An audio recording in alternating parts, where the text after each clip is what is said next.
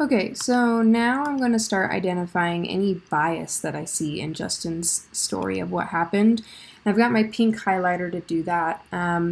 I know that when people have a bias, they may use language that is a little bit charged, so maybe it's more emotional, or it is not very factual. It's more of an opinion. So I'm going to start by looking for any language that sounds like that.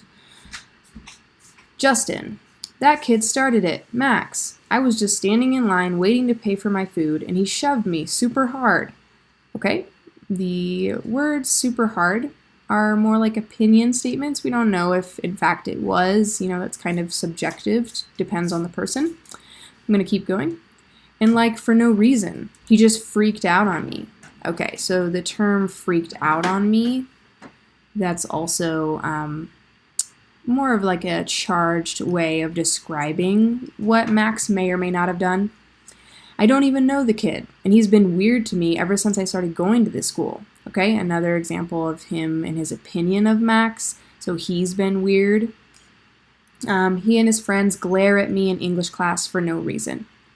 Okay, the word glare is like a really strong way to say that somebody's looking at you in class. It has like a negative feeling attached to it. So I'm gonna highlight that as well. Okay, I'm not done. So also when we're thinking about bias, we want to think, does this source only give us evidence for one side of the story? Is this person speaking, are they going to get anything out of persuading us? Are they going to benefit in some way? So by asking those two questions, I know right away that Justin himself is going to definitely gain something by persuading us. His gain is that he won't get in trouble. So he can get out of trouble if he convinces the principal that he did not start the fight. I'm going to grab my pink highlighter again and start looking for any one-sided evidence that I see. And I know that there's two examples. When he says he was shoved for no reason. So it's like Justin did nothing wrong. That's very one-sided. He says it again in English class that they're staring at him for no reason. That he's again done nothing to cause that to happen.